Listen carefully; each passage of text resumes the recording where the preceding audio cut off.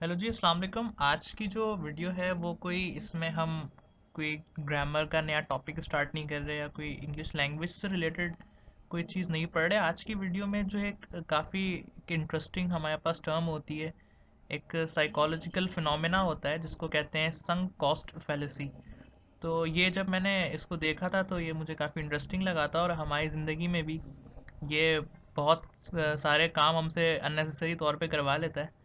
तो फिर मैंने इसको जब देखा था तो फिर मैंने कहा कि भाई इसकी तो एक्सप्लेनेशन जो है वो हमें आपसे शेयर करनी चाहिए। तो आज इसी पे थोड़ी सी डिस्कशन करते हैं।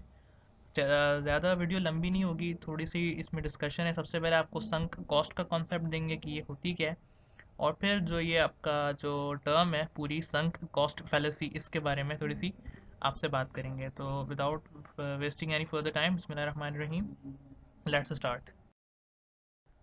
अच्छा जी, तो सबसे पहले संक कॉस्ट को हम इकोनॉमिक पॉइंट ऑफ व्यू से देख लेंगे कि इकोनॉमिक्स में इसकी डेफिनेशन क्या होती है। देखें, इसकी सिंपल सी डेफिनेशन है, बहुत छोटी सी, कोई इसमें डिटेल नहीं है, कि it is a cost that has already incurred and can not be recovered. वो पैसा जो आपने खर्च कर दिया है, वो किसी भी काम में खर्च कर दिया और जो अब रिकवर नहीं हो सकता, that is your sunk cost. ठीक है, कोई भी आपने मार्केटिंग में पैसा खर्च किया है, एडवर्टाइजिंग में पैसा खर्च किया है, घर का रेंट दिया है, जो अब आपको वसूल नहीं हो सकता, मिल नहीं सकता, that is your sunk cost. कोई भी पैसा जो आपने खर्च कर दिया है, जो अब आपको नहीं मिल सकता, वो आपकी कहलाती है संक कॉस्ट। इसमें हज़ारों किस्म के एक्सपेंसेस शामिल हो सकते हैं, हज़ारों किस्म के वो खर्चे हैं जो आपने कर दिए हैं और अब वो आपको वापस नहीं मिल सकते। इसमें कुछ और तरीके के खर्चे भी शामिल होते हैं, जैसे कि हम आपको मिसाल दें कि फॉर एग्ज़ाम्पल आपने एक एयरक्राफ्ट का टिकट कराया, अपनी फ़्लाइट का टिकट कराया लाहौर के लिए, और अब आपने जो है वो करा दिया है, वो टिकट आपने जो है वो ख़रीद लिया, बट हुआ फिर कुछ यूँ कि वेदर ख़राब हो गया या कुछ और प्रॉब्लम हो गई कि जिसकी वजह से आप जा नहीं पाए लाहौर, या तो कोई ऐसा नेशनल लेवल पे कोई खुदा न खास्ता क्राइसिस हो गए कि कोई इमरजेंसी लग गई, या कोई और इमरजेंसी हुई कि जिसकी वजह से वो फ़्लाइट नहीं हो पाई, या फिर कोई और इशू ये हुआ कि आपको कोई और इमरजेंसी पड़ गई, या किसी वजह से आप नहीं ट्रैवल कर पाए लाहौर। तो अब जो है जिस एयरलाइन का लेट से आपने जो है वो शाहीन एयरवेज़ का टिकट लिया हुआ है, तो अब वो आपको पैसे वापस नहीं करेंगे। तो ये भी आपकी संक कॉस्ट में शामिल हो गई कि अब वो पैसा आपको रिकवर नहीं कर सकते आप, तो वो भी संक कॉस्ट हो गई। ठीक है, एक मिसाल इसकी ये भी हो सकती है कि आप एक जगह रुकने गए कहीं पे आउट ऑफ सिटी, तो आपने उनको कहा कि जी मैं यहाँ पर सिर्फ 2 रातें जो है वो रुकने के लिए आया हूँ। तो उन्होंने कहा कि देखें जी, हम रातों के हिसाब से चार्ज नहीं करते कमरों का, होटल वालों ने आपसे कहा, हम वीकली चार्ज करते हैं, यानी कि भले आप 2 दिन रुकें या एक हफ्ता रुकें, आपको हमें वीकली चार्ज देना पड़ेगा, जो कि है 10,000 रुपये।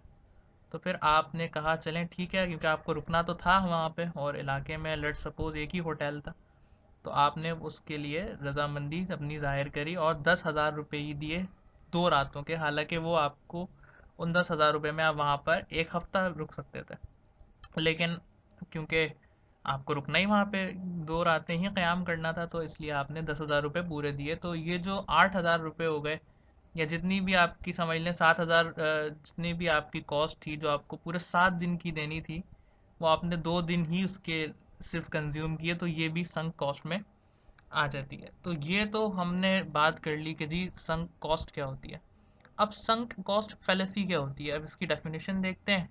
और डेफिनेशन से तो शायद आपको इतनी बात क्लियर ना हो, हम इसकी थोड़ा सा एग्जांपल्स पे जाएंगे और फिर बताएंगे कि संक कॉस्ट फैलेसी क्या होती है और किस तरीके से ये हमसे बहुत ज़्यादा एक्स्ट्रा एफर्ट भी ले लेती है, और जिसकी वजह से हमें डबल जो है वो नुकसान कभी कभी उठाना पड़ जाता है। तो है the phenomena whereby a person is reluctant to abandon a strategy और course of action because they have invested heavily in it, even when it is clear that abandonment would be more beneficial. ये definition जो है वो Google से उठाई गई है। आप गूगल पे सिंपली लिखें व्हाट इज सunk कॉस्ट फैलेसी और ये डेफिनेशन आपको सामने आ जाएगी। अच्छा जी, अब क्या कह रहे हैं भाई, इसमें कहा ये जा रहा है कि बेसिकली होता क्या है, कि इसकी एग्जांपल से हम समझते हैं। देखें, होता ही बेसिकली ये है कि लेट्स से आपने कोई चीज़ खरीदी खाने की 100 रुपए की।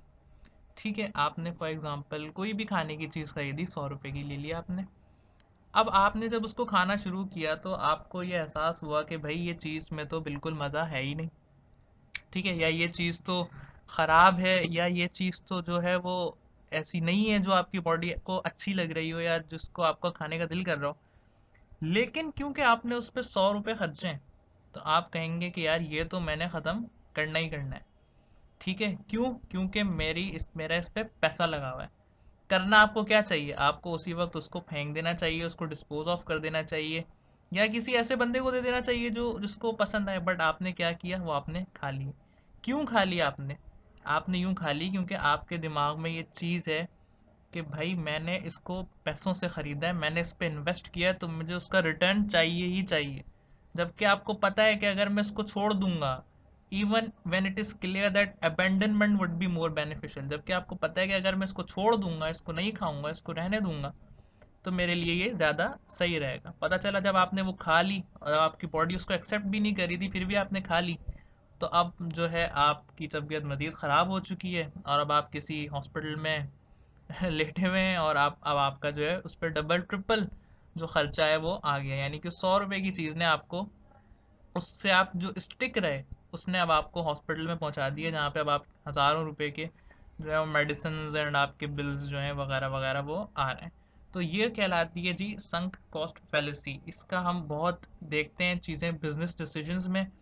इस चीज़ का बड़ा एक इम्प्लीकेशन होती है कि जब हम किसी एक ऐसे रॉन्ग एंडवर पे पैसा खर्च कर देते हैं, तो हम उस पे लगे रहते हैं कि किसी ना किसी तरीके से इससे हम कुछ रिटर्न ले लें, इससे फ़ायदा ले लें, या इस प्रोजेक्ट को कंप्लीट कर लें।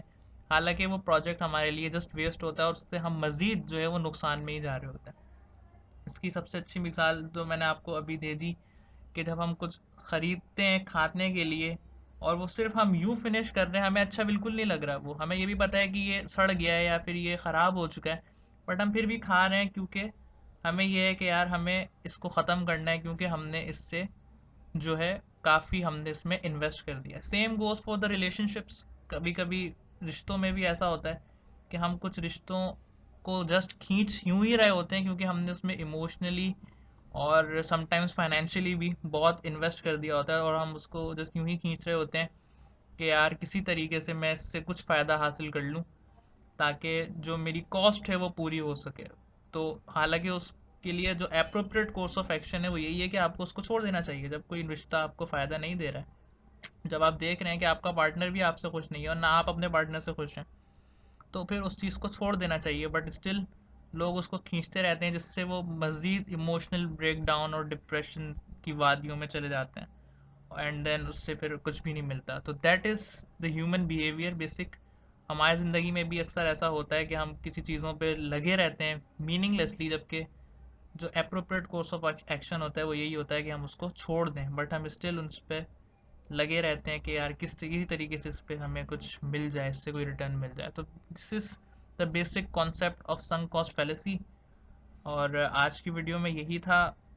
मुझे ये टर्म अच्छी लगी थी, एक नई चीज़ भी थी, तो सोचा आपके साथ डिस्कस कर ली जाए। अपना ख्याल रखिएगा, आसपास के लोगों को खुश रखिएगा। जज़ाकल्लाह, अल्लाह हाफ़िज़।